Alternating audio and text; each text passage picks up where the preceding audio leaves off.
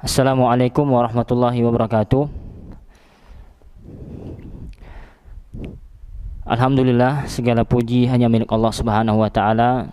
Salawat dan salam senantiasa tercurahkan untuk Nabi kita Muhammad sallallahu alaihi wasallam, kepada istri-istri beliau, keluarga beliau, kepada sahabat-sahabat beliau, dan kepada umatnya yang senantiasa berpegang teguh di atas ajaran beliau hingga hari akhir kelak.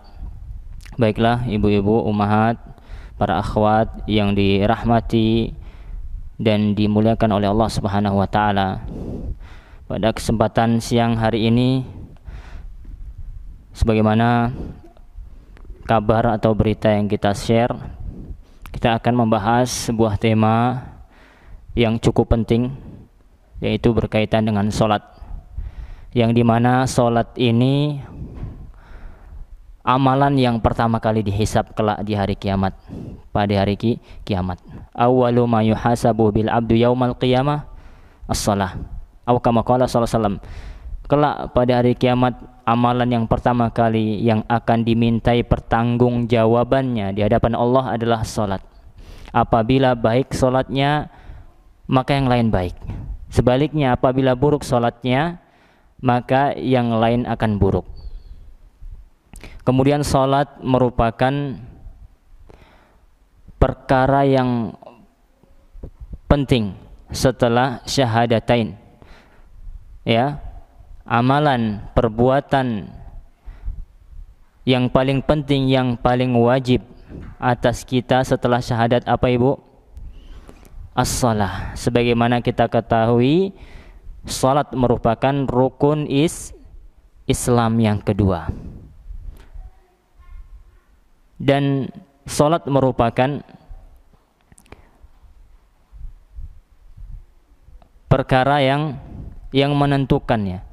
Kita sering katakan, ketika kita ingin melihat agama seseorang, ketika kita ingin melihat bagaimana kualitas agama kawan kita, atau bagaimana kita melihat kualitas agama seseorang, salah satu yang kita lihat bagaimana salatnya, bagaimana dia memperhatikan salatnya. Tepat waktukah dia?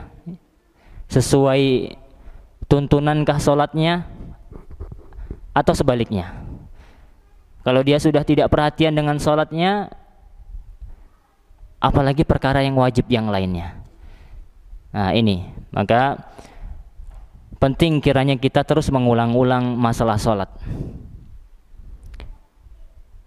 Terlebih salat ini hampir setiap hari kita lakukan. Bahkan dalam sehari berapa kali? Minimal 5 kali. Dalam 5 waktu kita melaksanakan salat sehari semalam. Maka tidak ada bosan-bosannya kita terus menggali atau mengulang lagi. Barangkali lupa ilmu yang dulu yang pernah kita pelajari tentang salat. Maka di sini kita akan kembali mengupas, mengulas, membacakan ya tepatnya sebuah kitab yang bagus yang ditulis oleh Syekh Muhammad ibn Saleh Al-Utsaimin. Syekh Muhammad bin Saleh Al-Utsaimin berkaitan dengan sifat salat Nabi. Dan ana akan sedikit bacakan syarahnya, ya. Jadi matannya ini ditulis oleh Syekh Muhammad bin Saleh Al-Utsaimin dan disyarah oleh Syekh Saleh bin Abdullah bin Hamd Al-Utsaimin, ya, yang dikenal dengan Syekh Saleh Al-Utsaimin. Beliau mensyarah kitab ini. Suara anak jelas ibu? Alhamdulillah. Yang pertama berkaitan dengan salat, kita bacakan.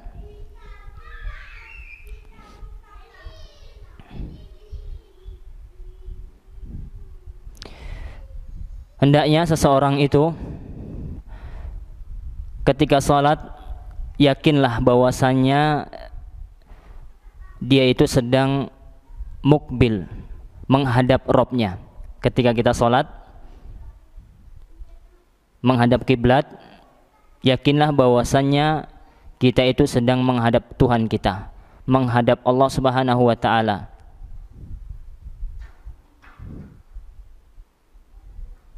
Yakinlah bahwasannya ketika itu kita sedang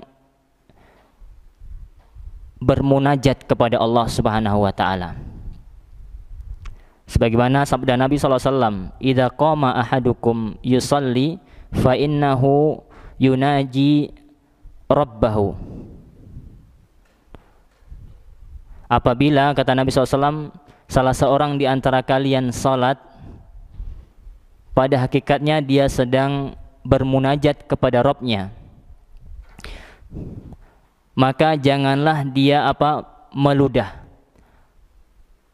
ke arah depan, wala an yaminihi, dan jangan dia meludah ke arah kanannya, walakin an shimalihi tahta qadamah atau tahta qadamihi, muttafaqun alaih.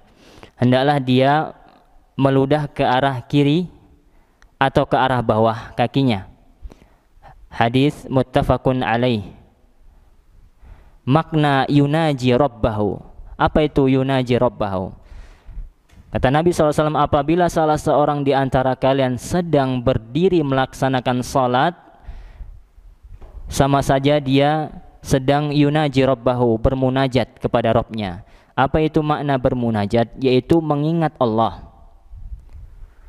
memujinya, mengagungkannya, wa yatlu kitabahu, dan dia sedang membaca kitabnya, membaca Al-Quran.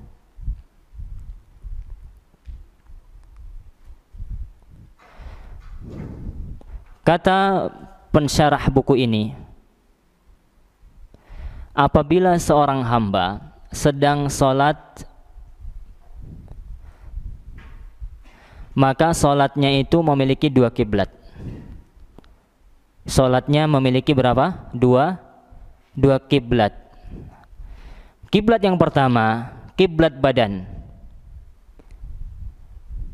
Kiblat yang pertama, kiblat badan, yaitu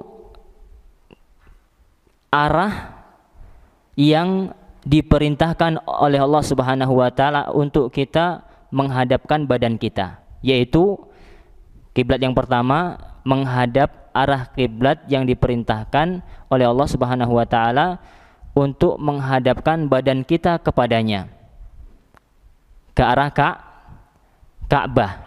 Ini kiblat apa, Ibu? Kiblat badan. Kita orang punya badan, yang sholat pasti punya badan. Ini kiblat yang pertama, kiblat badan, yaitu ke arah kiblat, ke arah Ka'bah. Kemudian kiblat yang kedua yaitu kiblat hati. Kiblat yang kedua, kiblat hatinya. Tadi badan, yang kedua apa? Hati. Wa huwa Rabbu Subhanahu wa ta'ala. Di mana kiblat hatinya, Ibu? Hendaklah atau hendaknya diarahkan hatinya itu kepada Rabb-nya, kepada Allah Subhanahu wa ta'ala. Jadi ada dua kiblat.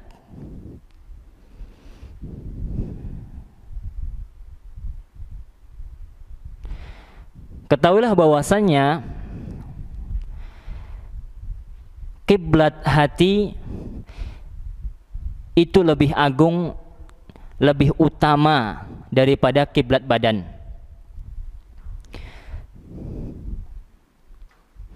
Kenapa? Karena setiap muslim bisa dan sangat mudah untuk menyamakan kiblat badan.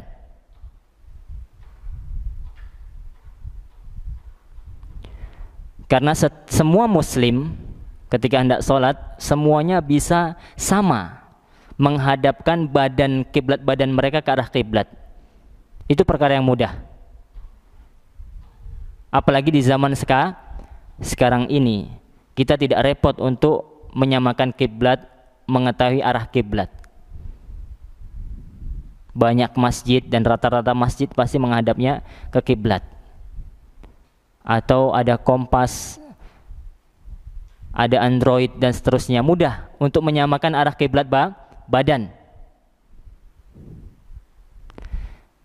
Akan tetapi kaum muslimin ketika sholat, untuk urusan kiblat hatinya yatafawatuna. Apa yatafawatun? Berbeda-beda. Untuk masalah kiblat hati, di mana tadi kiblat hati? Ke arah Allah Subhanahu wa taala. Hatinya itu menghadap Allah Subhanahu wa taala. Nah, urusan hati kaum muslimin dalam perkara ini berbeda-beda. Sangat jauh perbedaannya. Walaupun salat berjamaah di tempat yang sama, di masjid yang sama, di waktu yang sama, dan salat yang sama,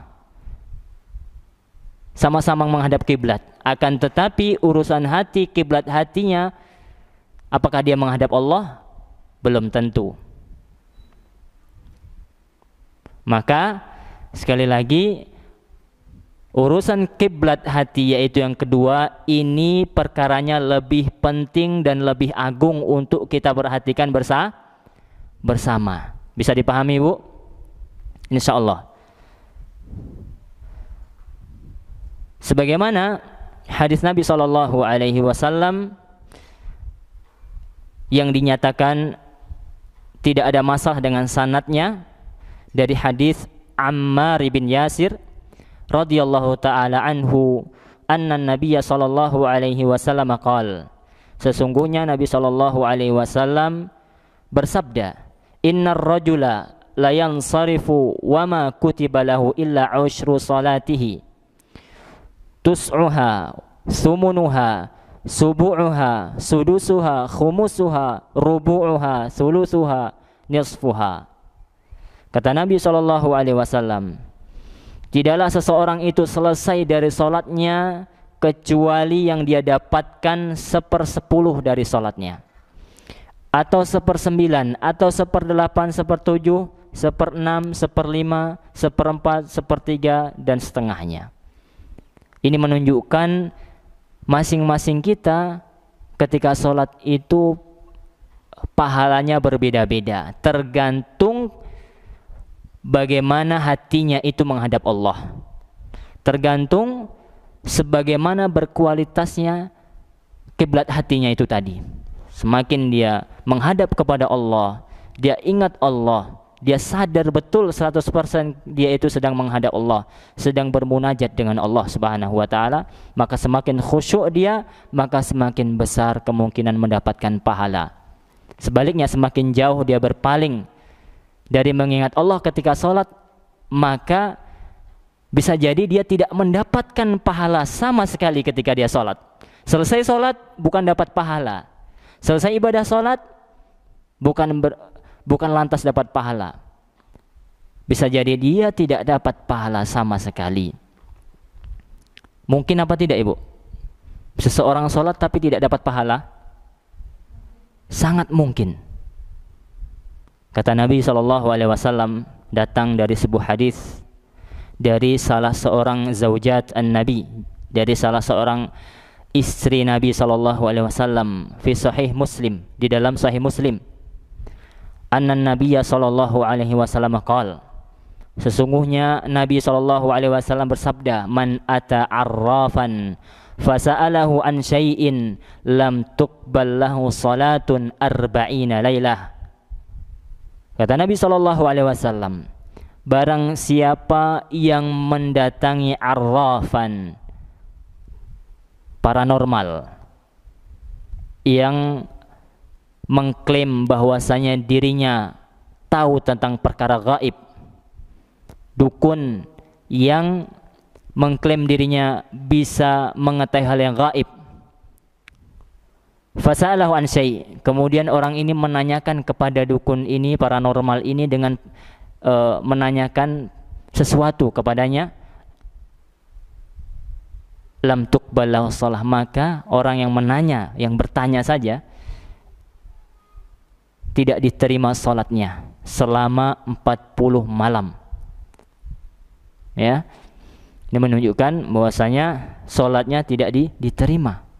Walaupun dia salat, dia tetap wajib salat, tapi salatnya tidak mendapatkan pahala, tidak diterima oleh Allah Subhanahu wa taala, tidak mendapatkan pahala. Wallahu taala a'lam. Maka sekali lagi hendaknya seseorang, kita semuanya apabila melakukan salat, hendaknya dia menghadap Allah itu dengan seluruhnya, menghadap kiblat badan dan kiblat hatinya. Ya. Hatinya menghadap Allah Subhanahu wa taala dan badannya menghadap kiblat, menghadap Ka'bah.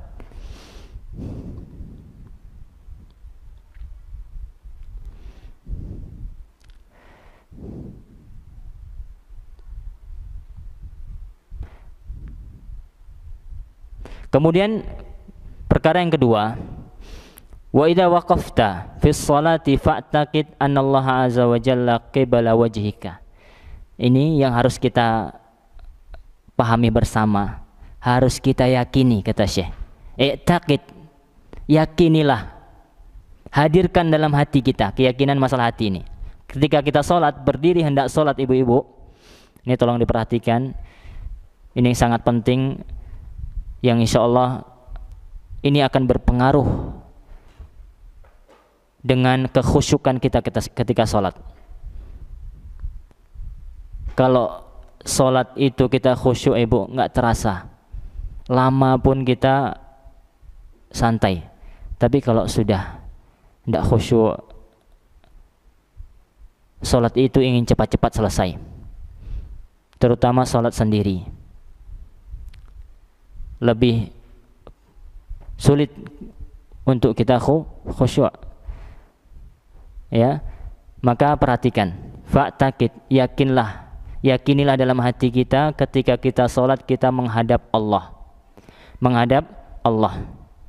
Bukan berarti kita Syekh Allah itu berada di bumi di mana kita pijak.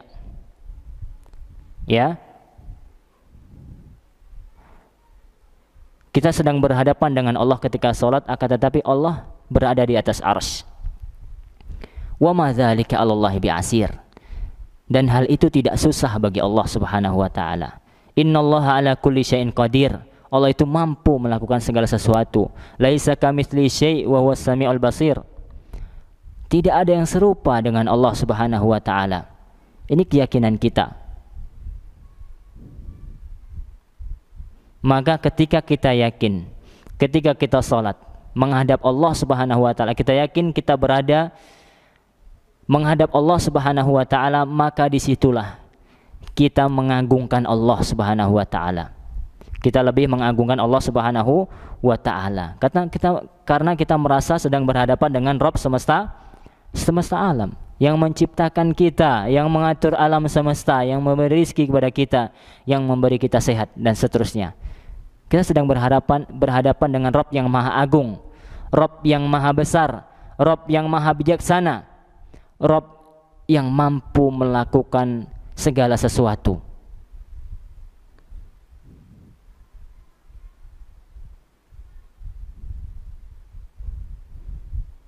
Bayangkan ketika kita sholat sedang berhadapan dengan Allah Subhanahu wa ta'ala.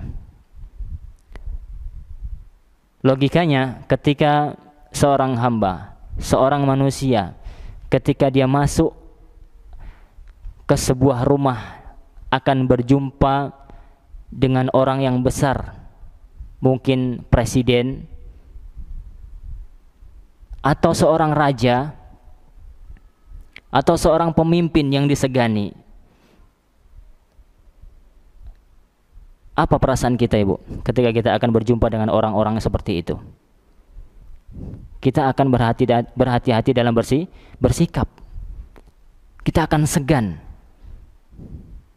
Beginilah kita ketika kita sholat, kita sedang menghadap Allah, Rabbnya, Tuhannya para raja, Tuhannya para presiden, Tuhannya para pemimpin. Maka hadirkan ini ketika kita sedang berdiri hendak melaksanakan sholat, kita hadirkan ini. Ketika kita sholat, mulai dari Allahu Akbar takbiratul ihram, yakinlah bahwasanya kita sedang bermunajat, berhadapan langsung dengan Rabbul Alamin, dengan Rabb semesta alam.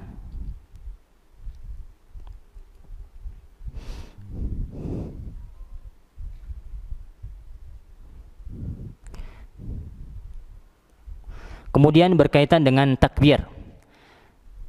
Sesudah kita menghadap kiblat badan kita dan hati kita, kemudian apa yang kita lakukan, Ibu? Takbir. Berkaitan dengan takbir atau berkaitan dengan iftitah as-shalah, pembukaan salat. Salat ini dibuka dengan dua perkara. Salat ini dibuka dengan dua perkara. Yang pertama, rukun yang harus ada. Yang pertama rukun, yang kedua sunnah. Rukun itu artinya harus ada, tidak boleh tidak. Kalau tidak ada rukun, tidak sah sholatnya. Ini yang pertama. Yang kedua sunnah. Yang dimaksud rukun tadi adalah lafaz Allahu Akbar, ucapan Allahu Akbar. Itu rukun. Tidak boleh diganti dengan ucapan bahasa yang lain walaupun maknanya sama. Allah Maha Besar. Apalagi bahasa apa lagi? Dan bahasa-bahasa yang lain. Tidak bahasa Indonesia, tidak bahasa Thailand dan Cina seterusnya. Tidak bisa. Apapun bahasanya, apapun dimanapun dia tinggal, tetap yang dibaca ketika sholat yaitu Allahu Akbar, bahasa Arab. Ini rukun yang harus ada. Kemudian sunnah sabitah, datang dari Nabi SAW, yaitu ketika kita sholat dibuka dengan raf'ul yadain, mengangkat tangan, mengangkat kedua tangan.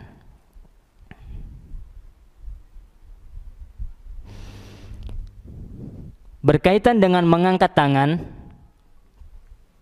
ketika takbiratul ihram,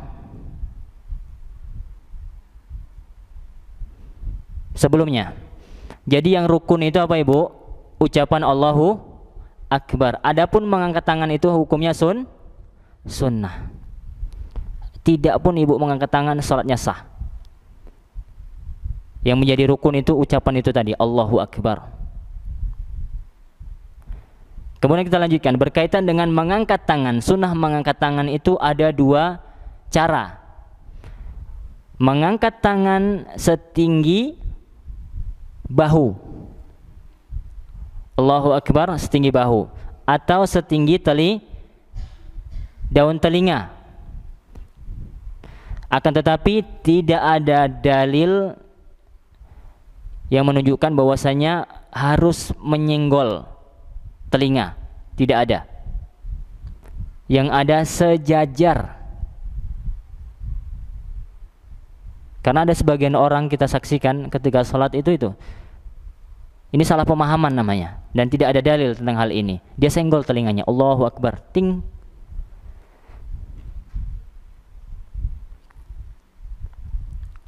Jadi tentang sunnah mengangkat tangan itu ada dua, sejajar dengan bahu dan sejajar dengan telinga.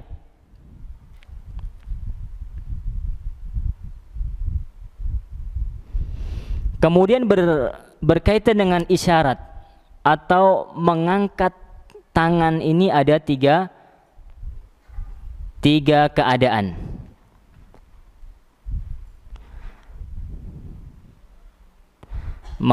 Mengucapkan takbir dan isyarat mengangkat tangan ketika takbiratul ihram ini ada tiga keadaan. Yang pertama, an yukabbir ma'raf iyadain,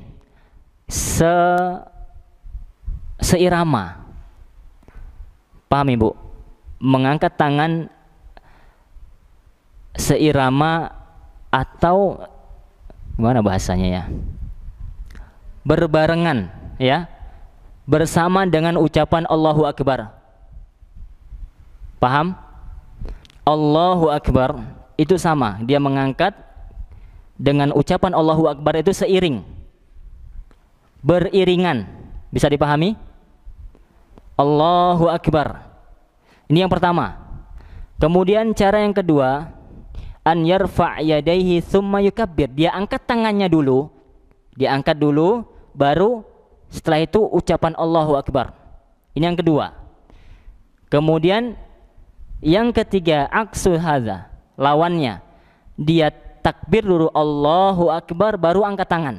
Ketiga-tiganya sahih. Ketiga-tiganya boleh. Yang pertama apa tadi, Ibu? Berbarengan seiring dengan ucapan. Yang kedua, angkat tangan dulu baru Allahu Akbar. Yang ketiga, takbir dulu baru angkat tangan.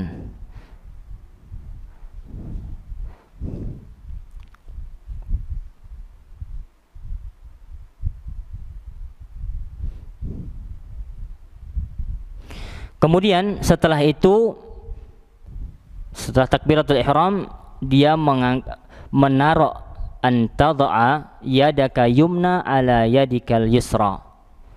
Hendaknya dia meletakkan tangan kanannya di atas tangan kirinya. Kama sahha dzalika fil Bukhari, sebagaimana diterangkan dalam Sahih Bukhari dari hadis Sahal bin Sa'ad radhiyallahu anhu. Dari sahabat Sahal bin Sa'ad radhiyallahu anhu qala, beliau berkata, kana nas yu'maruna an yadha'a ar-rajulu yadahu al-yumna ala dhira'ihi al-yusra fi sholati, rawahul Bukhari. Dahulunya para sahabat diperintahkan, siapa yang memerintahkan? Rasul, untuk meletakkan tangan kanannya di atas tangan kirinya fi shalah, ketika salat.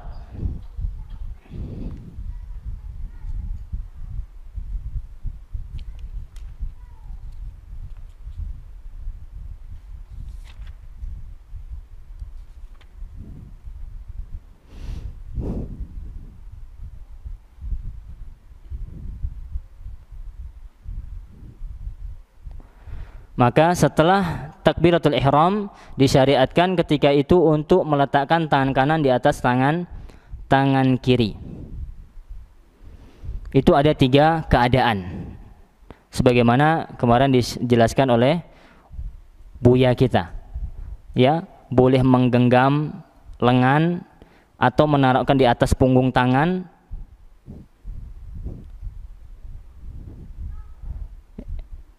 Seperti itu, ya.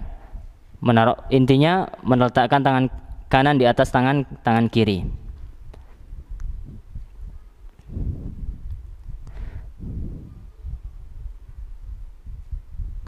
Kemudian berkaitan dengan di mana dia taruh. Ketika dia bersedekap, ini di mana? Apakah di atas dada? Apakah di atas pusat? Atau di bawahnya? Antara pusat dan dada.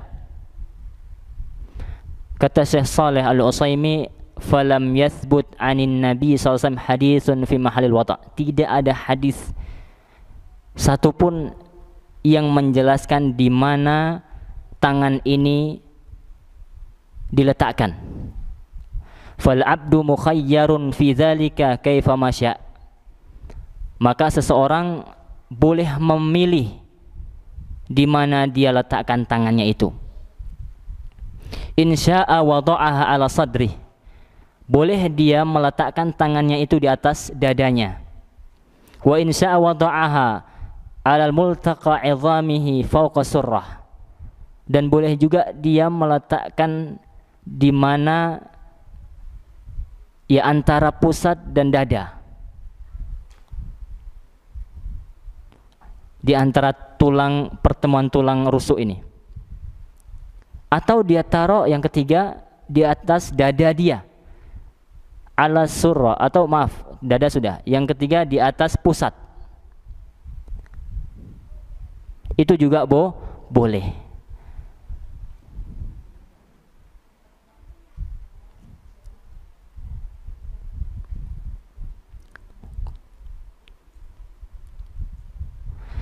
Kata beliau, sesuai dengan kelayakannya. Ya. Perhatikan, kata Syekh Shalih Al-Utsaimin, sebaik-baik hadis yang berbicara tentang ini yaitu ahaditsis sadar, tentang hadis yang dimana ditaruh di atas sadar. Illa anna qauman min ahlil ma'rifah bil hadis, akan tetapi, beliau katakan banyak juga di antara ahli hadis yang tidak mensahihkan hadis sadar, hadis dada ini. Jadi itu tadi, memang tidak ada hadis yang sahih yang tegas. Ada yang paling bagus riwayatnya itu hadis sadar di atas dada. Itu pun masih dikatakan banyak juga yang mengatakan hadisnya tidak sahih. Maka kata beliau, di sini seseorang hamba itu boleh memilih. Masalah ini masalah lapang, ya.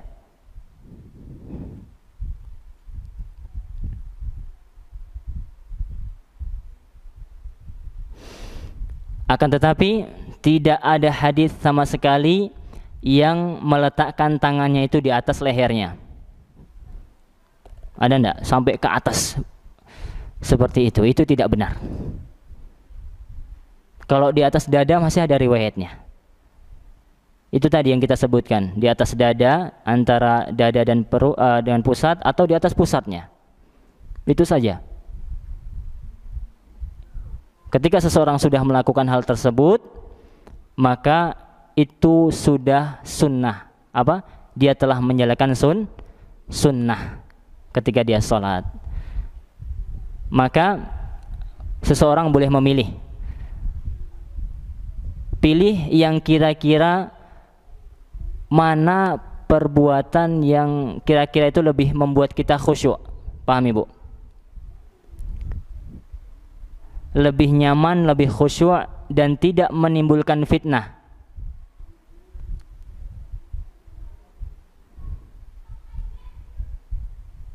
Ini yang kita pilih.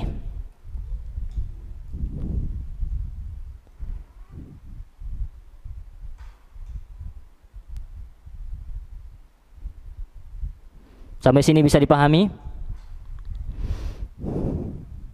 Kemudian, summa takhfid ra'saka fala tarfa'hu ila sama. Kemudian tundukkan kepalamu, pandanganmu, jangan engkau angkat ke atas langit ketika salat. Lianna Nabiya sallallahu alaihi wasallam naha an raf'il basari ila sama'i fi shalah. Karena Nabi sallallahu alaihi wasallam melarang seseorang itu mengangkat pandangannya ke langit ketika sholat. Ketika sholat, kalau mau ketika di luar sholat ya terserah Ibu. Mau lihat langit, mau melihat awan. Ini berbicara tentang sholat atau di dalam sholat. Nabi melarang seseorang itu mengangkat pandangannya ke langit ketika sholat. Nabi menyuruh kita untuk menundukkan pandangan, mengarahkan pandangan kita ke tempat sujud.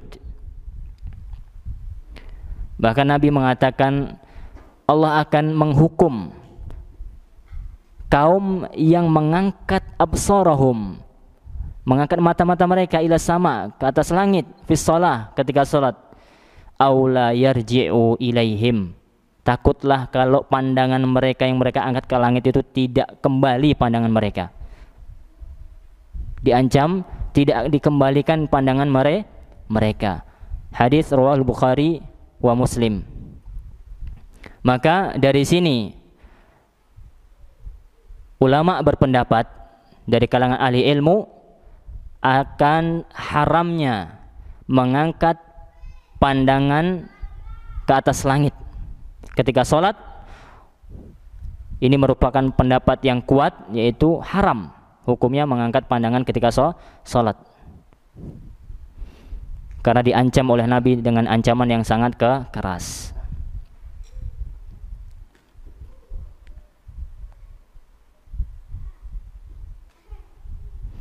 Berkaitan dengan pandangan ketika sholat, ini fokus ke pandangan, kemana pandangan kita ketika sholat. Ada 3 hukum berkaitan dengan pandangan ketika sholat. Yang pertama, hukum yang pertama yaitu sunnah, an-nadharus al-mustahab, pandangan yang ketika kita memandang itu sunnah. Ada 2 keadaan. Yang pertama, an-nadharu ila sabbabah, melihat jari telunjuk kita ketika tasyahud, itu sunnah. Ketika kita tasyahud awal ataupun akhir, kita melihat, disunahkan melihat sabbabah, jari telunjuk kita. Ketika apa? Ketika tasyahud.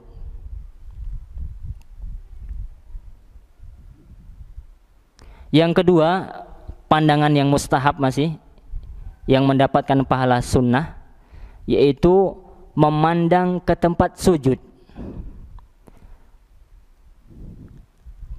ketika kita sholat, selain ketika tasyahud tadi.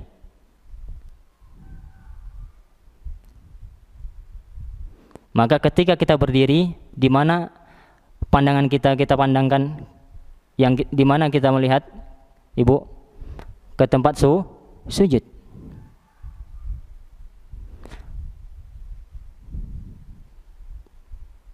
Apabila kita ruku, di mana kita pandangan kita di mana? Di tempat sujud. Ketika kita misalkan duduk di antara 2 sujud, di mana pandangan kita? Di tempat sujud. Ini sunnah.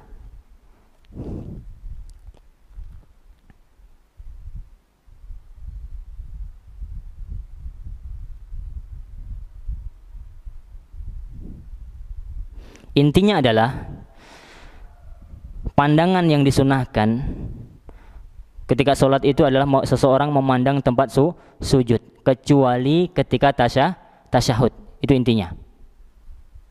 Kemudian hukum yang kedua, an-nazar al-muharram, pandangan yang diharamkan ketika sholat, yaitu mengangkat pandangan ke langit.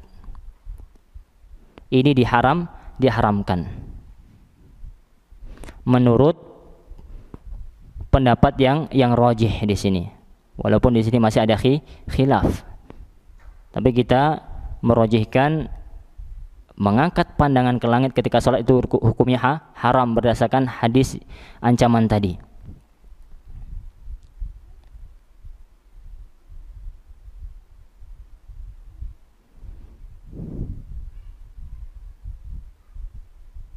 Kemudian hukum yang ketiga berkaitan dengan melihat, yaitu melihat yang mubah.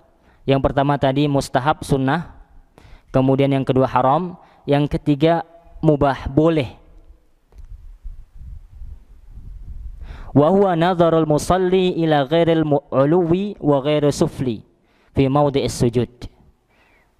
Pandangan yang mubah ketika sholat itu ketika seseorang yang sedang sholat melihat tidak ke atas dan tidak terlalu ke bawah.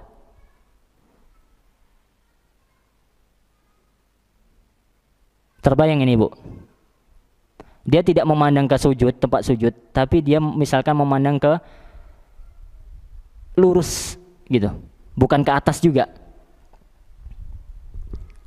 Misalkan Ibu ke sholat di depan sitar ini, dari situ. Apa yang dimaksud di sini yang mubah itu?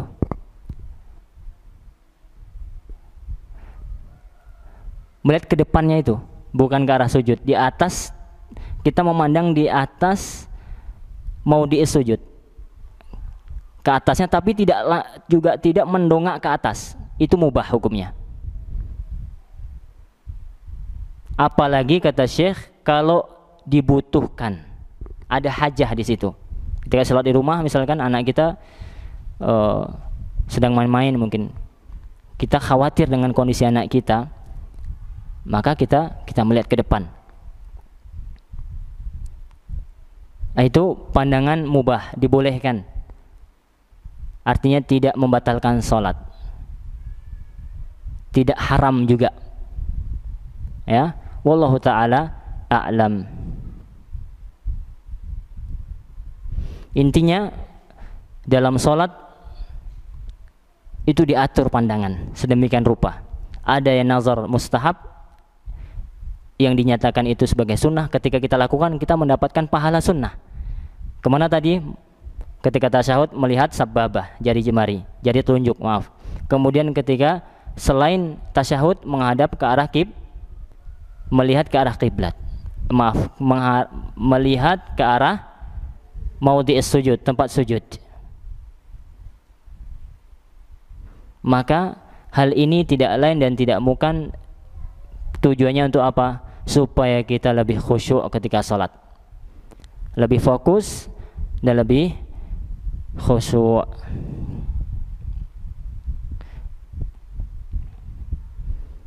Kemudian dikatakan terlarang juga terlalu menundukkan kepala, menundukkan kepala sampai nempel dagunya ke lehernya. Ini juga tidak dibenarkan. Ya, pandangan saja santai seperti orang biasa, cuman pandangan kita ke arah tempat sujud. Wallahu taala alam. Kemudian berkaitan dengan setelah takbiratul ihram, telah sedekap, tempat sedekapnya kita sudah jelaskan. Kemudian berkaitan dengan pandangan, di mana seorang sholat itu melihat. Kemudian kita lanjutkan masalah istiftah. Wa yaqul, hendaknya dia mengatakan atau membaca Allahumma ba'idni wa baina khataayaya kama ba'adta bainal masyriqi wal maghrib, dan seterusnya. Dan ini merupakan doa ini yang digunakan oleh Abu Hurairah. Ketika Abu Hurairah ini bertanya kepada Nabi SAW, wahai Rasul, apa yang engkau lakukan, apa yang engkau baca ketika engkau diam di antara dua takbir, dan qiraah. Di antara takbir dan qiraah, maksudnya dia sebelum membaca qiraah itu apa yang engkau baca? Membaca Al-Fatihah. Sebelum engkau membaca Al-Fatihah itu apa yang engkau baca? Kemudian Rasul membacakan hadis tersebut. Yang aku baca adalah ini, Allahumma ba'idni wa baina khataayaya kama ba'adta bainal masyriqi wal maghrib, dan seterusnya. Jadi ini istiftah yang ma'thur, yang jelas datang dari Nabi sallallahu alaihi wasallam. Walahu an yastaftih bi ghairi dzalik, dan boleh dia membaca istiftah yang lain seperti subhanakallahumma wa bihamdik wa tabarakasmuka wa ta'ala jadduka wa la ilaha ghairuk, dan seterusnya. Hadis rawahu Abu Dawud. Dan ada juga istiftah yang khusus Nabi baca ketika qiyamul lail. Allahumma rabba Jibril wa Mikail wa Israfil fatiras samawati wal ard alimal ghaibi wasyahadah, dan seterusnya. Ini istiftah yang beliau sering baca ketika melaksanakan qiyamul lail. Hadisnya riwayat Muslim. Akan tetapi yang perlu digarisbawahi adalah tidak boleh seseorang itu menggabungkan semua istiftah ini atau iftitah ini, doa-doa istiftah ini. Dia hanya boleh memilih salah satunya saja. Ketika sholat asar nanti dia pakai yang nomor yang kita bacakan tadi, Allahumma ba'idni, dan seterusnya. Ketika nanti sholat maghrib dia subhanakallah tadi. Tidak boleh dalam satu sholat, misalkan sholat asar dia baca semuanya. Biar mantap Ustaz, digabungkan saja. Ini tidak sesuai sunnah. Seorang harus memilih salah satunya.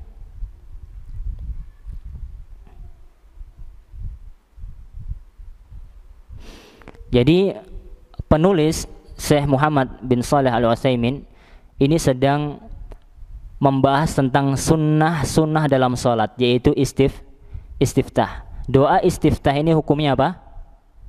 sunnah.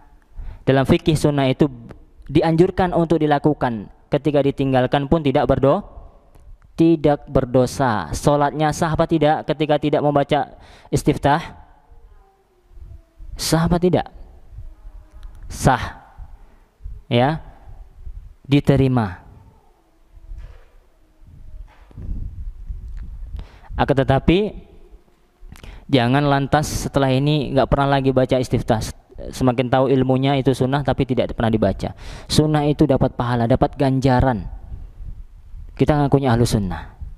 Ya, para sahabat dulu ibu, ketika belajar dengan Nabi SAW, beliau mengatakan tentang perkara sesuatu itu sahabat itu tidak bertanya ini sunnah atau wajib Rasul. Tidak ada para sahabat yang mengatakan. Setiap anjuran yang dianjurkan oleh Nabi SAW langsung para sahabat kerjakan tanpa bertanya ini hukumnya sunnah atau wajib. Kalau kita tidak, ini sunnah atau wajib. Kalau sunnah dia tidak kerjakan, akan sunnah. Kalau wajib baru dikerjakan. Tidak. Ini berbicara tentang hukum sunnah atau tidaknya ini berkaitan dengan konsekuensinya nanti. Berkaitan dengan konsekuensinya. Kalau sunnah istiftah misalkan dia tinggalkan ya tidak apa-apa. Kalau yang wajibat salat, wajib salat dia tinggalkan dengan sengaja, maka salatnya batal. Kalau dia tidak sengaja tinggalkan wajib salat, maka nanti dia bisa sujud sahwi. Kalau rukun yang dia tinggalkan baik dia sengaja maupun tidak sengaja, baik lupa Ustaz, baca Al-Fatihah ya sudah, nggak sah salatnya. Atau dia lupa takbiratul ihram, ucapan Allahu Akbar di awal tadi, maka tidak sah salatnya. Walaupun lupa, tapi kalau wajib salat, kalau lupa, dia misalkan lupa tasyahud awal di salat asar misalkan, maka para ulama menggolongkan itu ketika dia sudah bangkit ya sudah teruskan, nanti dibayar dengan sujud sahwi. Wallahu taala alam.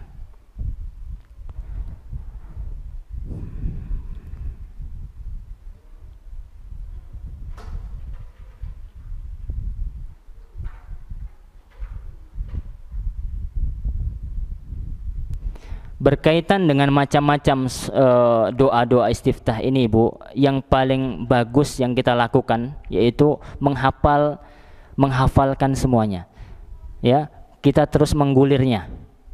Hari ini baca ini, besok baca yang lain lagi.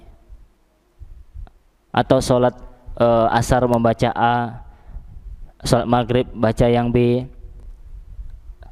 Misalkan 3 yang kita hafal dari doa-doa istiftah dari Rasulullah, dari hadis yang sahih misalkan. Maka yang paling bagus adalah kita hafal semua, kemudian kita baca semua. Artinya bukan ketiganya dalam satu sholat. Kita ganti-ganti, itu yang terbaik. Atau minimal 1 saja. Saya hanya hafal yang Allahumma ba'idni tadi, alhamdulillah. Saya menghafal cuma 1 subhanakallahumma tadi, itu khair, enggak ada masalah. Tapi yang lebih baik semuanya dihafal dan dipraktekkan semuanya. Ini yang terbaik. Kenapa anak katakan yang terbaik? Karena kita itu sering bacaan sholat itu spontanitas, adat, kebiasaan saja. Ketika habis takbiratul ihram ya sudah baca istiftah, otomatis mulut kita membaca. Jadi kita kadang kok udah selesai ya istiftah gitu kan, tanpa kita sadari. Itu terjadi apa tidak? Terjadi. Dengan kita at-tanawwu, merubah-rubah istiftah itu, jadi kita hadir dalam hati kita, oh saya sekarang ingin baca ini. Jadi kita lebih fokus, lebih terarah salat kita dibanding hanya 1 bacaan istiftah saja yang kita baca. Bukan hanya istiftah, nanti berkaitan dengan doa ruku', subhana rabbiyal azim, atau subhanakallahumma rabbana wa bihamdika Allah maghfirli misalkan. Itu kan ada beberapa macam. Ketika kita biasa satu saja yang kita baca, dikhawatirkan sholat kita itu sudah apa? Otomatis ketika ruku ya bacanya itu, tanpa kita sadar, oh udah selesai saja. Ini hikmah pelajaran dari kita dianjurkan untuk menghafal semua doa-doanya. Kita rubah-rubah. Ketika sholat ini kita istiftahnya ini. Ketika sholat itu kita rubah lagi istiftahnya. Ini yang idealnya, yang terbaik. Wallahu taala alam. Kemudian setelah istiftah masih berkaitan dengan sunnah-sunnah salat, yaitu membaca apa? Membaca apa? Setelah istiftah. Hah? Ya, ta'awuz. Beristi'adzah, meminta perlindungan kepada Allah Subhanahu wa taala. Ini juga sunnah, sama hukumnya dengan membaca istiftah tadi.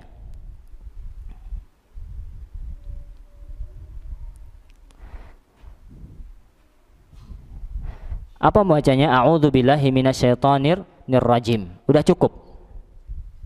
Walaupun nanti ada lafaz-lafaz yang lain. Ya. Kemudian setelah ta'awuz ini supaya apa, Ibu? Anda katakan hendaknya kita membaca ini dan menghadirkan hati kita ketika membaca ta'awuz. A'udzubillahi minasyaitonir rajim. Kita benar-benar meminta perlindungan dari gangguan syaitan, Ibu. Ketika kita sholat terutama. Ketika sholat, setan semakin gencar untuk menggoda kita, membuat kita lalai, membuat kita tidak khusyuk. Kenapa? Kita katakan tadi, ketika hamba sedang sholat, sedang berhadapan dengan Allah, sedang dekat dengan Allah Subhanahu wa taala, maka setan tidak rela, tidak ingin hal itu terjadi. Maka disitulah setan datang, mengganggu orang yang sedang sholat. Maka dianjurkan dia untuk membaca ta'awuz, meminta perlindungan yang pertama dari syaitan. Caranya apa? Dengan ta'awuz. Karena syaitan itu makhluk yang tidak nampak oleh manusia. Maka kita minta tolong sama Allah supaya Allah tolong kita dari gangguan syaitan. Ini yang pertama. Adapun minta perlindungan dari syaitan manusia, maka kata Allah, idfa' billati hiya ahsan. Caranya adalah membalas keburukan mereka dengan kebaikan. Itu usulan, solusi dari Allah Subhanahu wa taala. Ketika ada orang yang mengganggu kita, maka Allah katakan idfa' billati ya ahsan. Jangan balas keburukan dengan keburukan. Engkau balas keburukan mereka dengan kebaikan.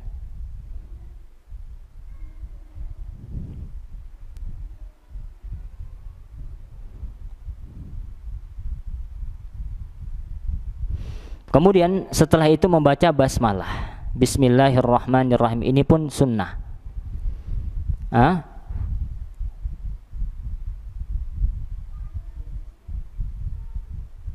Walaupun nanti berkaitan dengan apakah dijaharkan, apakah disirkan ketika sholat jahriyah, itu pembahasannya lain, ya.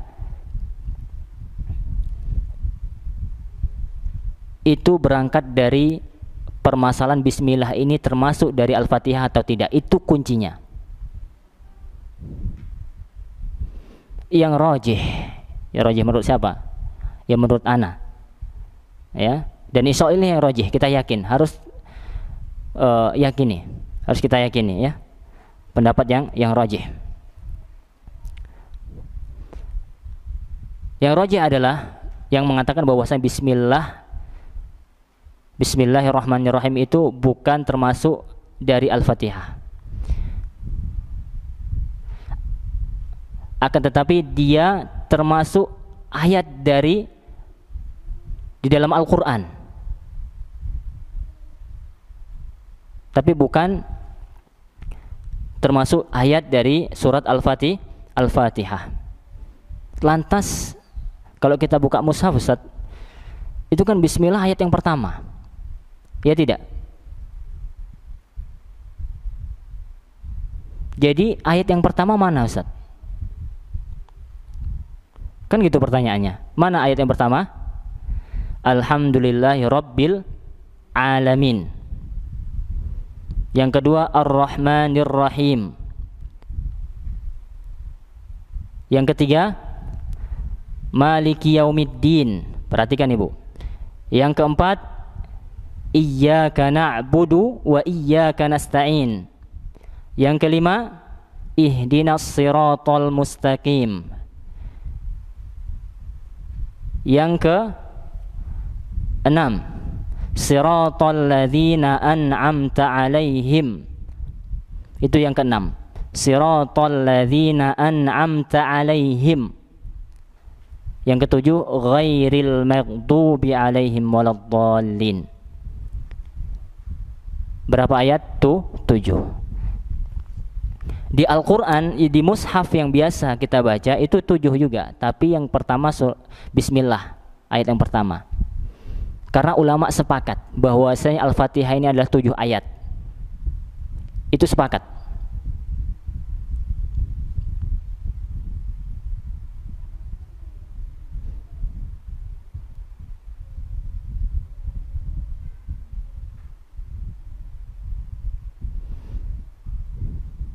Lihat kata Syekh Muhammad bin Shalih Al-Utsaimin, Al-Basmalah itu dia adalah ayat dari Al-Quran. Ayat dari Al-Quran. Akan tetapi dia bukan ayat di setiap surah. Yang ada Bismillah itu atau Basmalah itu merupakan salah satu ayat mustaqillah, ayat tersendiri di dalam Al-Quran, yaitu di dalam surat apa?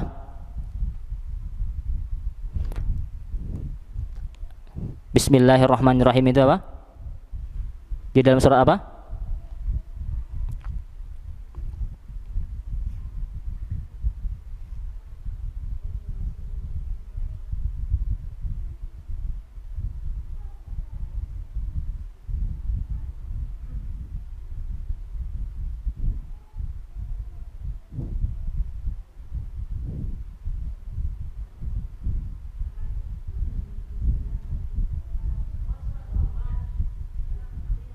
Bukan. Ya, kisah Nabi Sulaiman. Surah apa itu?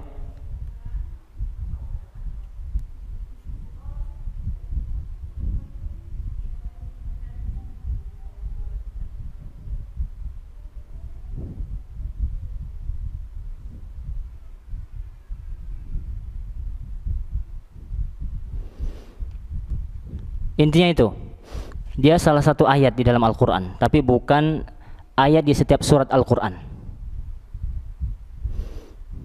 kecuali di dalam surat Al-Bara'ah atau surat Bara'ah, surat Taubah. Ini tidak diawali dengan Bismillah.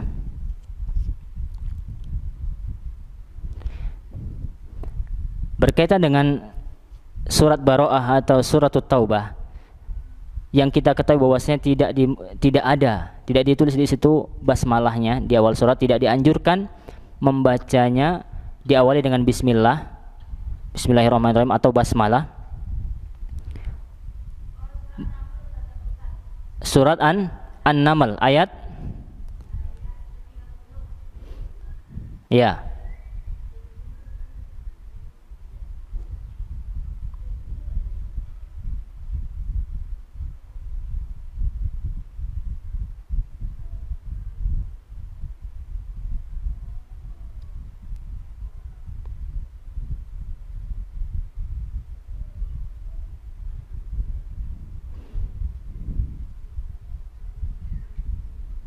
An-Naml ayat 30.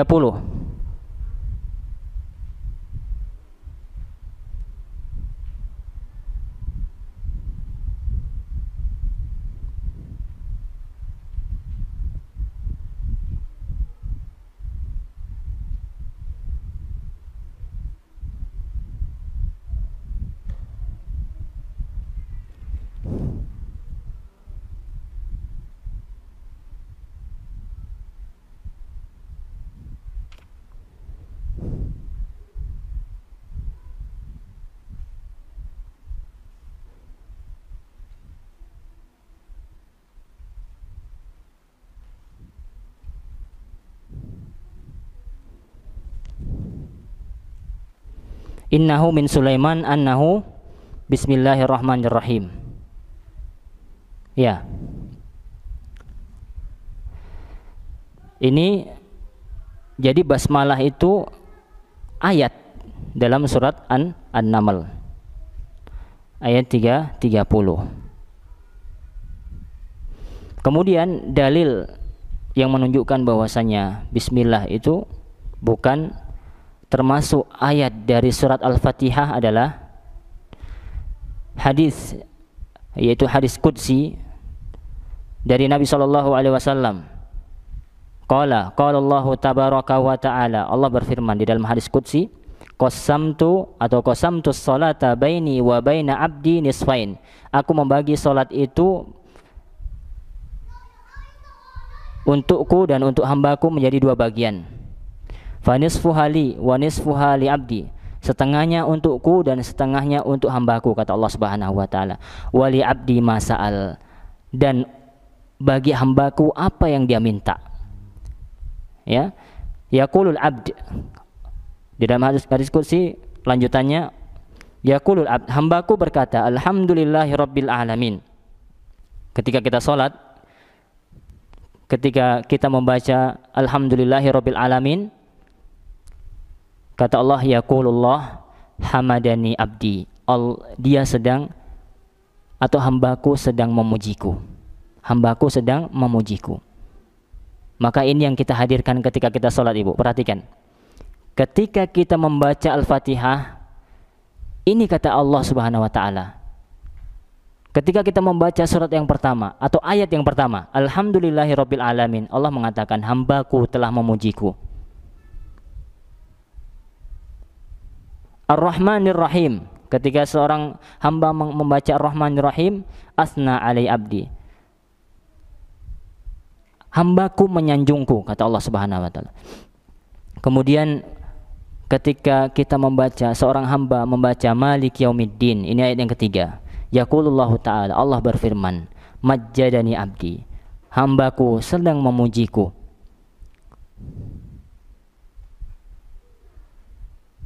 Kemudian ketika kita membaca, atau seorang hamba membaca iyyaka na'budu wa iyyaka nasta'in, qala Allah berfirman, hadza baini wa baina abdi wa li abdi ma sa'al. Ini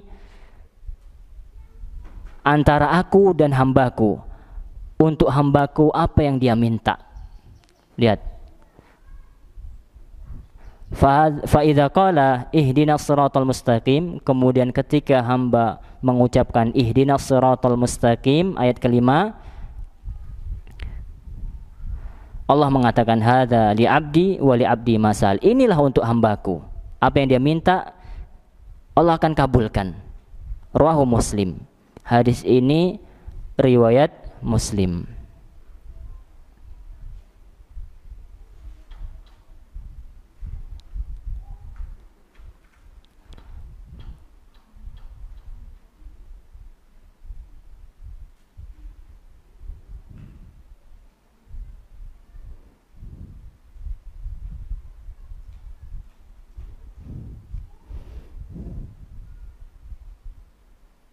Sampai sini bisa dipahami, Bu?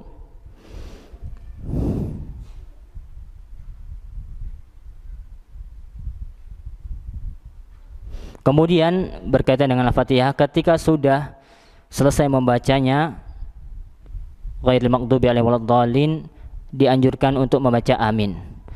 Maknanya adalah istajib, kabulkanlah.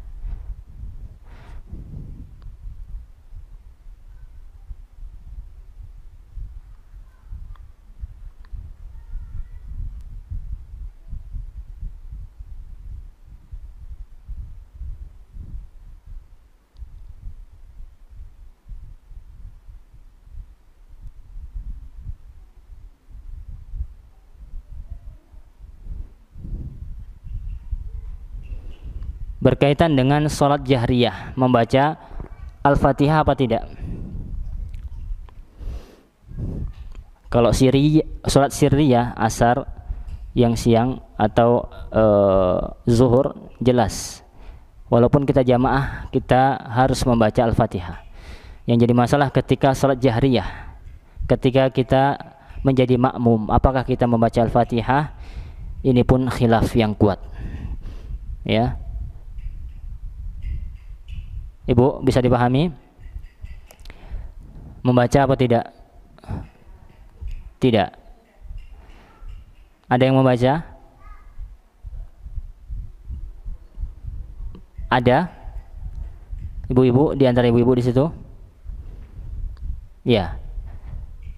Kita lewati masalah ini, sering dibahas ya. Kalau pendapat anak pribadi, anak tidak membacanya. Ya. Tugas kita mendengar ketika itu.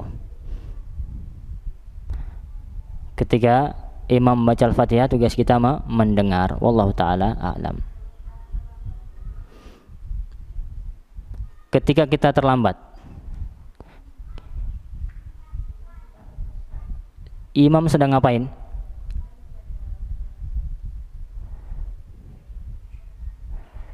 Ibu selama ini membaca apa tidak Al-Fatihah? Keyakinan ibu?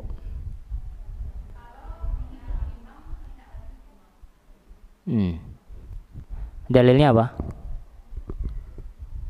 Qiraatul imam, qiraatul makmum. Bacaan imam itu bacaan makmum. Begitu?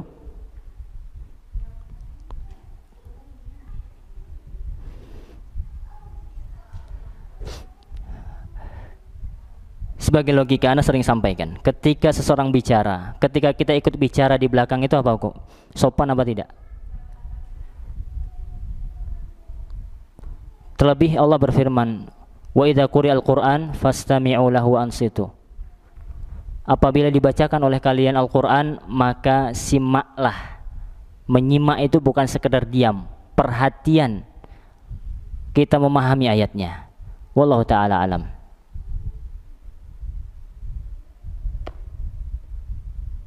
Kemudian berkaitan dengan bacaan setelah Al-Fatihah, yaitu membaca surat Al-Quran. Hendaklah ketika maghrib dia membaca surat biqisaril mufassar, pendek. Qisar mufassal ini kenapa dikatakan mufassal? Dianjurkan surat pendek yang mufassal, yang terputus-putus. Nanti apa saja suratnya kita akan jelaskan.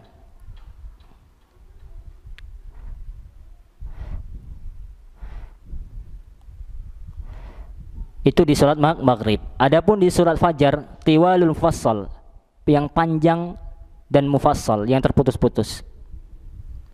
Ini surat fajar. Disunahkan apa? Untuk membaca surat yang panjang. Nanti kita akan jelaskan dari surat apa saja. Wa fil baqi bi awsati. Selebihnya salat Isya, salat Asar, salat apa lagi? Zuhur, maka itu sedang. Yang sedang.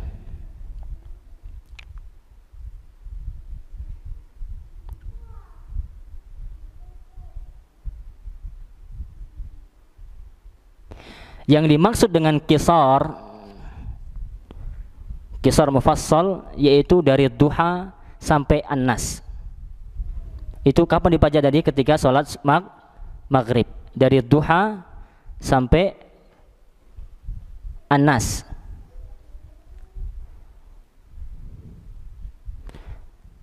Adapun yang sedang, kata Syekh Utsaimin, dari amma yatasaalun, an-naba sampai duha. Itu kapan dibaca? Ketika salat zuhur, asar, isya. Kemudian tiwalul fassal, dari qaf sampai amma yatasaalun, sampai an-naba. Ini yang tiwal mufassal. Kapan dibaca? Ketika salat fajar atau as-subh.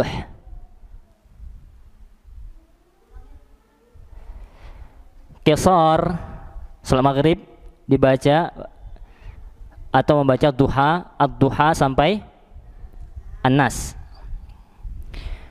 Adapun yang awsat, pertengahan, salat zuhur, asar, al-asr dan isya dari an-naba ila duha sampai duha. Kemudian tiwal al-mufassal dibaca ketika salat fajar dari qaf sampai an-naba.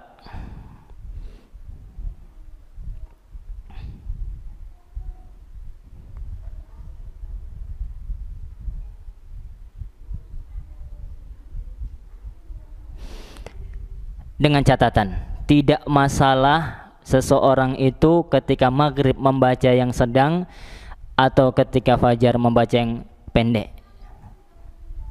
Itu hanya sunnah.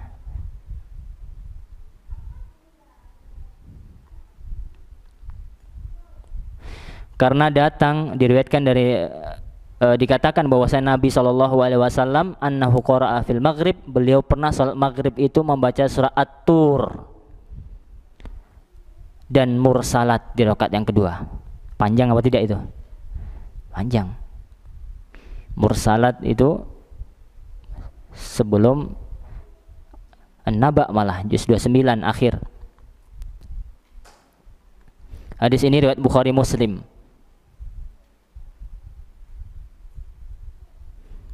Ya maghrib misalkan, walaupun dianjurkan untuk membaca yang qisar mufassal yang pendek, ya kadang-kadang dia juga ingin membaca misalkan sebagaimana Rasul tadi membaca At-Tur atau membaca juz 29, juz 26, tidak masalah.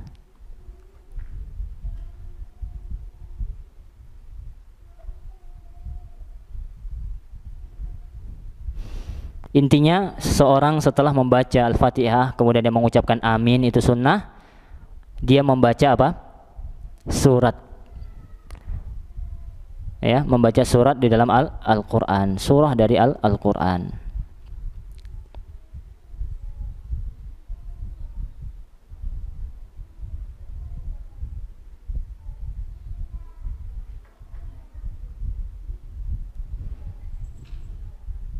Kemudian ba'da an yaqra surah ma'al Fatihah yarfa' yadayhi mukabbiran liyarka wa yadha'a yadayhi ala rukbatayhi.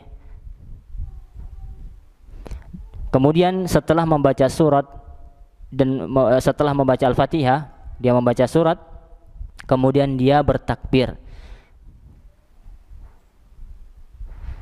Liyarka, dan dia ruku' dengan mengangkat tangan, kemudian meletakkan ketika ruku jari jemarinya kemana? Kedua lututnya dengan terbuka, menggenggam. Kemudian dia ratakan punggungnya, datar, ya, dan kepalanya tidak menunduk dan tidak mendongak, ya. Punggungnya seimbang, lurus begitu.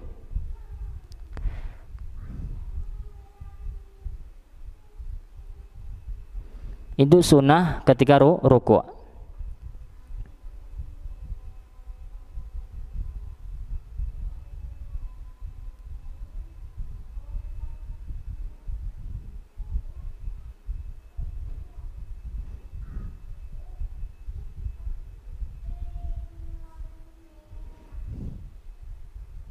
Apa yang dibaca ketika ruku'? Subhana rabbiyal azim. Adapun ditambah subhana rabbiyal azim wa bihamdihnya ini dikatakan tidak datang dari Nabi SAW. Cukup dia membaca subhana rabbiyal azim. Dia baca sampai dia merasa cukup ruku'nya. Diulang-ulang subhana rabbiyal azim, subhana rabbiyal azim. Ingin lama lagi tambah subhana rabbiyal azim. Minimal sekali, maksimalnya terserah. Bisa dipahami?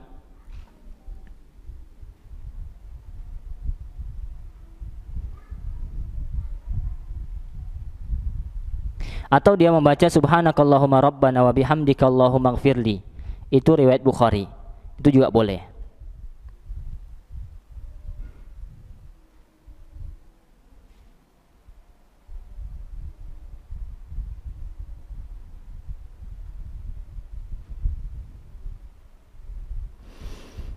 berangkat dari perintah atau hadis Nabi SAW, fa ammar ruku' fayu'azzimu fihi rabb.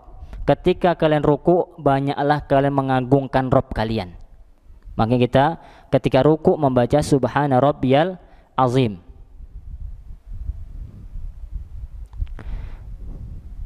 Kemudian dia mengangkat yarfa' ra'sahu qailan. Dia mengangkat kepalanya dari ruku seraya membaca sami Allahu liman hamidah.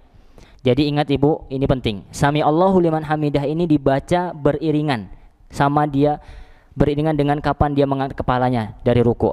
Jangan setelah dia berdiri lurus baru dia baca sami Allahu liman hamidah. Ini perbuatan yang tidak tepat, bahkan sebagian ulama ada yang mengatakan membatalkan salat. Tapi jauh, artinya tidak sampai batal lah. Cuman jangan sampai seperti itu. Jadi bacaan sami Allahu liman hamidah itu juga tidak dibaca ketika pas ruku, masih ruku tidak, tapi ketika kita mulai mengangkat beriringan sampai sami Allahu liman hamidah kita selesai. Pas kita berdiri tegak. Bisa dipahami? Ya, beriringan.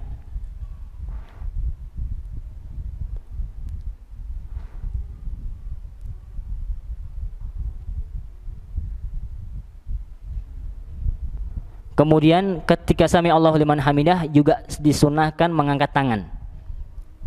Ya. Caranya tadi dua, sejajar dengan bahu atau daun telinga.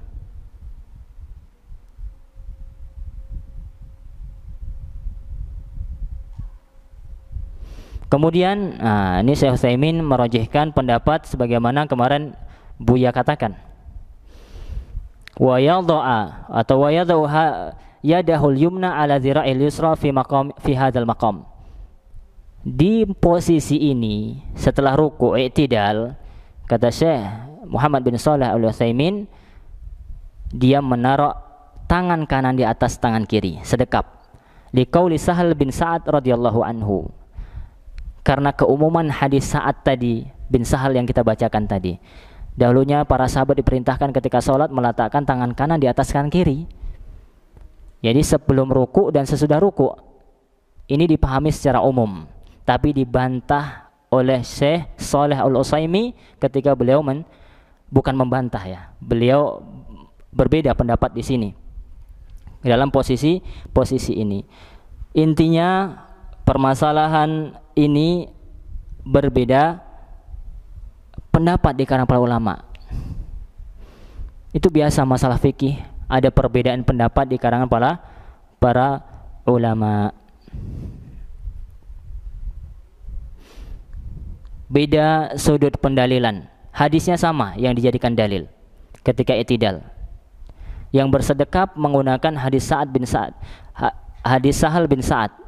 Yang irsal atau sadal sama, yang digunakan juga hadis dari Sahal bin Sa'ad As-Sa'idi radhiyallahu taala anhu.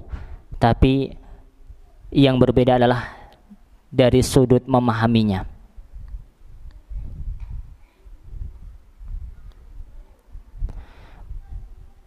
Pensarah mengatakan wal azhar wallahu a'lam.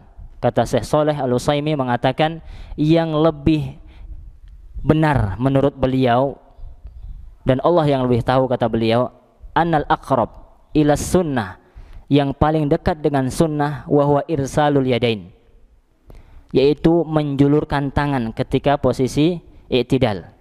Lianna hadis Sahal bin Sa'ad laisa min qabilil am, karena hadis tadi Sahal bin Sa'ad bukan,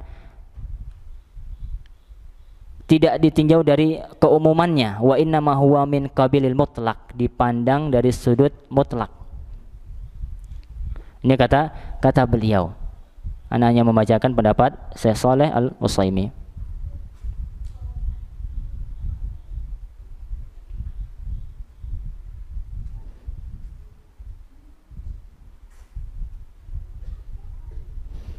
Ini kembali kepada kita. Yang pertama, mana yang lebih khusyuk untuk kita? Kemudian tolong diperhatikan apabila kita di tengah masyarakat yang masih awam. ini perbuatan kita tolong diukur ya, jangan sampai kita maksa menjalankan sunnah tapi malah menimbulkan fitnah, dan ini kita tidak inginkan seperti ini. Seharusnya kita hikmah dalam menjalankan syariat Islam. Wallahu taala a'lam. Ini berkaitan dengan tadi. Yang pertama, sami Allahu liman hamidah, kita harus beriringan ketika dari ruku dan mulai mengangkat kepalanya kita mengucapkan sami Allahu liman hamidah. Kemudian setelah itu membaca Rabbana lakal hamdu. Ini riwayat Bukhari Muslim. Yang kedua Rabbana walakal hamdu ditambah waw. Yang ketiga Allahumma Rabbana lakal hamdu. Ini juga riwayat Bukhari Muslim. Yang keempat Allahumma Rabbana walakal hamdu. Mirip-mirip. Yang keempat ditambah waw. Ya, perhatikan yang pertama Rabbana lakal hamdu boleh tanpa waw ya. Yang kedua Rabbana walakal hamdu, ada wawnya. Yang ketiga pakai Allahumma Rabbana. Allahumma Rabbana lakal hamdu. Sebelum lakanya tidak ada waw. Yang keempat Allahumma Rabbana walakal hamdu. Yang keempat riwayat Muslim. Ini semuanya boleh dipakai. Kita anjurkan tadi boleh dirubah-rubah. Supaya apa? Lebih hadir hati kita ketika kita sholat, terutama ketika bangkit dari ruku. Kadang membaca Rabbana lakal hamdu, kadang membaca Allahumma Rabbana lakal hamdu, terkadang juga kita membaca Allahumma Rabbana walakal hamdu. Tujuannya apa tadi? Supaya hati kita lebih hadir ketika sholat. Bukan hanya sekedar kebiasaan ketika bangkit dari ruku setelah sami Allahu liman hamidah ketika salat munfarid, atau ya ketika salat munfarid, ketika sendiri. Karena sami Allahu liman hamidah ini dibaca ketika salat sendiri. Adapun ketika jadi makmum yang kita baca Rabbana walakal hamdu.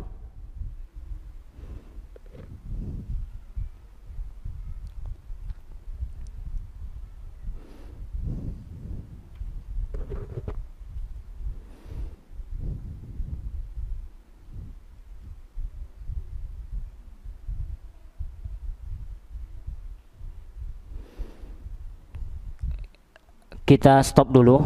Insyaallah setelah azan kita lanjutkan sedikit lagi, Bu.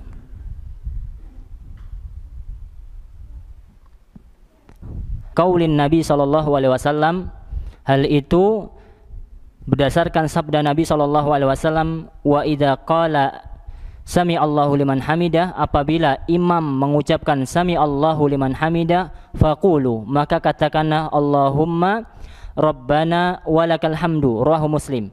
Maka katakanlah Allahumma Rabbana walakal hamdu. Ini lafaz yang keberapa tadi? Ada 4 lafaz tadi yang beda. Lafaz yang keempat lengkap, Allahumma Rabbana walakal hamdu. Yang ketiga Allahumma Rabbana tidak ada wawnya, langsung lakal hamdu. Jadi 4 lafaz tadi setelah ucapan sami Allahu liman hamidah ini hukumnya wajib dibaca. Baik dia munfarid salat sendiri maupun dia salat bersama imam atau posisinya sedang menjadi makmum. Ini termasuk wajibat salat. Adapun bacaan tambahan setelah itu, ini boleh dia baca, boleh dia tinggalkan. Artinya sunnah saja. Tambahan seperti Rabbana walakal hamdu mil'as samawati wa mil'al ardi wa mil'a ma bainahuma wa mil'a ma syi'ta min syai'in ba'du ahlat thana'i wal majd ahaqqu ma qalal abdu, dan seterusnya. Ini sunnah ya. Kemudian tambahan yang lainnya Rabbana walakal hamdu hamdan katsiran thayyiban mubarakan fi.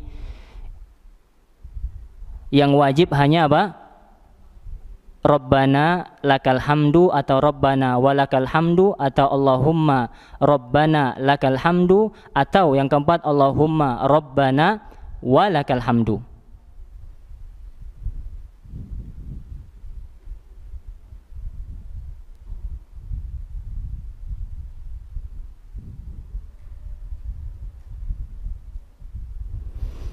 Thumma yukabbir lis-sujudi biduni rafil yadain. Kemudian dia bertakbir untuk sujud. Ini dari posisi i'tidal ya, bangkit dari rukuk tadi. Setelah dia mengucapkan Rabbana walakal hamdu atau yang lainnya, setelah itu dia bertakbir, hendak kemana? Hendak posisi sujud. Biduni raf'il yadain, tidak dianjurkan untuk mengangkat tangan. Liqauli Ibnu Umar radhiyallahu anhu wa kana la yarfa'u dzalika fis sujud. Kata Ibnu Umar, karena yaitu Nabi SAW dahulunya tidak mengangkat tangan ketika hendak sujud.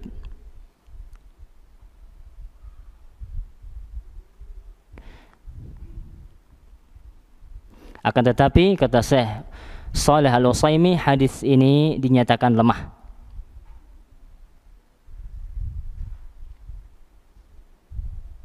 Akan tetapi tetap beliau mengatakan yang disyariatkan ketika hendak sujud kita mengucapkan takbir Allahu Akbar tanpa mengangkat tangan.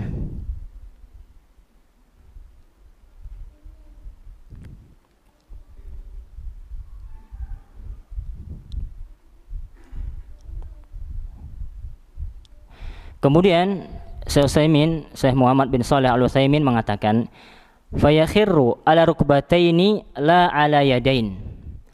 Seseorang itu ketika hendak sujud dia turun di atas rukbah. Rukbatain itu apa? Rukbah lututnya, la ala yadain, dan tidak di atas tangannya. Liqaulin Nabi sallallahu alaihi wasallam idza sajada ahadukum fala yabruk kama yabrukul ba'ir, rawahul Bukhari. Berdasarkan hadis Nabi SAW yang bunyinya apabila salah seorang kalian sujud maka janganlah kalian duduk sebagaimana duduknya unta.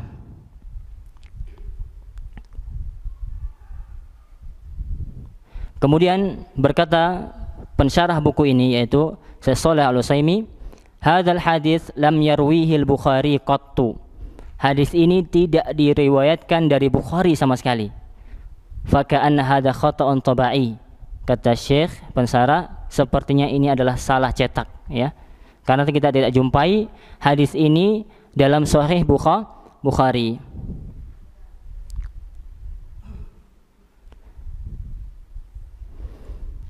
Ditambah lagi kata pensarah, beliau tidak dapati perkataan beliau ini atau tidak mendapati Syekh Utsaimin itu membawakan hadis ini ketika beliau mensyarah ketika menulis kitab Syarhul Mumti', Asy-Syarhu Al-Mumti'. Jadi intinya hadis ini bukan riwayatnya Bukhari. Hadis yang mengatakan apabila salah seorang di antara kalian sujud, janganlah kalian turun sujud itu sebagaimana unta duduk. Pertanyaannya, unta duduk itu tangan dulu atau kaki dulu, Ibu?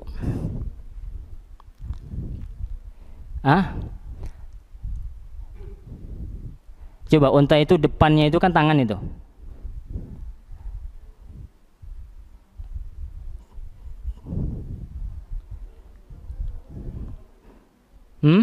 Kata Syekh Utsaimin, beliau merajihkan pendapat lutut dulu ala rukbatain, kata beliau. Lutut dulu baru tangan. Ini sekali lagi kita membaca kitabnya siapa? Syekh Muhammad bin Shalih Al-Utsaimin. Beliau merajihkan pendapat yang seperti itu. Lutut dulu, karena beliau melihat bahwa saya unta itu tangan dulu, kan kaki depannya dulu. Ya tidak?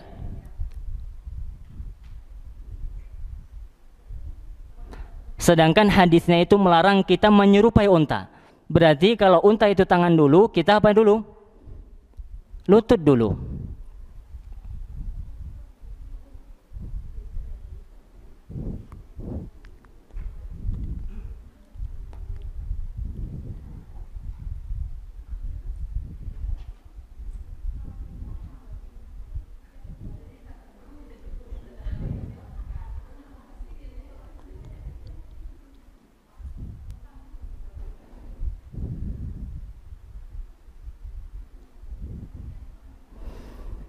Ini sekali lagi masalah khilafiyah. Syekh Fauzan hafizahullah, masih hidup beliau di dalam salah satu tulisannya beliau merajihkan pendapat sama seperti Syekh Utsaimin. Beliau mengatakan bahwasanya ini lebih tepat, lebih rajih menurut beliau ya. Walaupun kalau kita baca pasti memang ini masalah khilaf, pasti ada yang bertentangan dengan pendapat itu. Ada yang mengatakan tangan dulu, ada yang mengatakan kaki dulu. Syekh Fauzan mengatakan, kenapa beliau mendahulukan kaki dulu, lutut dulu? Karena posisi lutut itu lebih dahulu daripada posisi tangan. Itu yang pertama. Apabila tangan dulu, ada masyaqqah di situ, ada rasa sulit.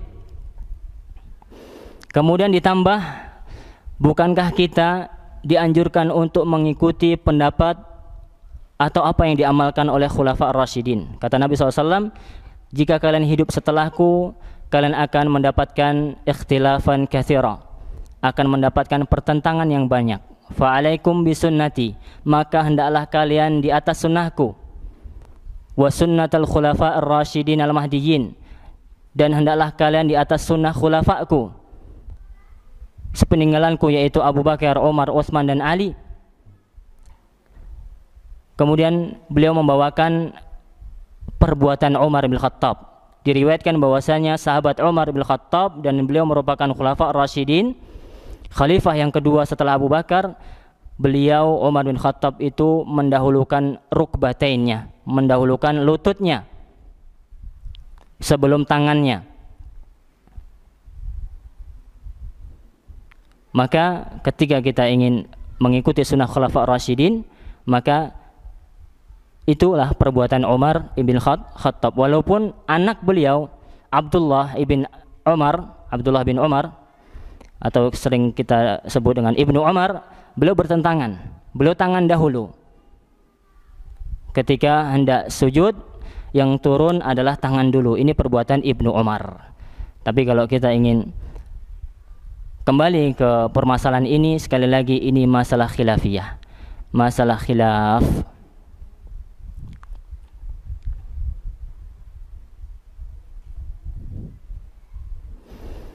Kemudian semoga ini yang terakhir, sujud ala sab'ah a'dha, sujud di atas 7 anggota badan. Liqauli Nabi SAW, umirna an nasjuda ala sab'ati a'zam. Perkataan Nabi SAW bahwasanya kami dahulunya diperintahkan untuk sujud di atas 7 anggota badan.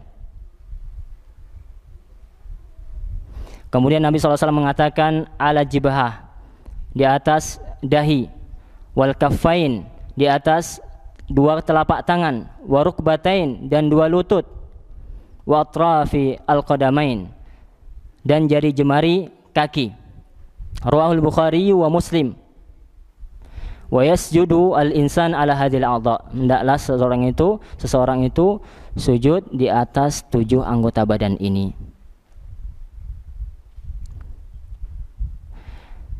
Ustadz, di hadis ini tidak ada hidung. Padahal wajib kita untuk menempelkan hidung. Sekali lagi, jibhah, wajah itu sudah termasuk hidung. Jadi yang di dalam hadis Bukhari Muslim ini sudah pas 7. Jibhah yaitu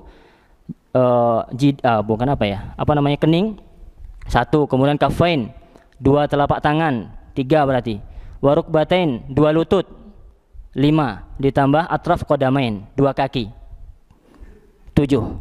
Adapun hidung dimasukkan ke dalam wajah. Adapun hidung dimasukkan ke dalam wajah. Maka ketika kita hendak sujud dari i'tidal yang merojihkan seperti Muhammad bin Shalih Al-Utsaimin merojihkan lutut dulu, jadi posisinya begini, lutut, kemudian tangan, kemudian kening, kemudian hidung, kemudian anggota badan yang lain.